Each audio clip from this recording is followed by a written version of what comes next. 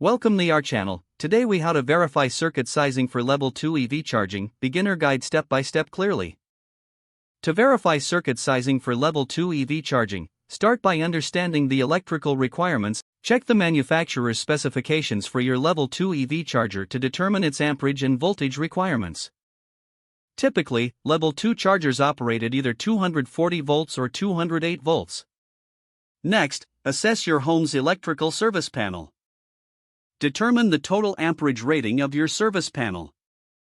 This is usually found on the door of the electrical panel. Evaluate how much current you can safely draw from the panel. Consider the National Electrical Code guidelines, which recommend not exceeding 80% of your panel's capacity. Calculate the available amperage by multiplying the total panel capacity by 0.8. For example, if you have a 200 amp panel, multiply 200 by 0.8 to get 160 amps of available capacity. Now, move on to the current draw of your EV charger. Suppose your charger requires 40 amps. Subtract this number from the available amperage you calculated. Using our previous example, subtracting 40 from 160 leaves you with 120 amps. This indicates you can safely install your charger without overloading the panel. Next, you'll need to check the circuit wiring. Make sure the wire gauge meets the requirements for the amperage draw of your charger.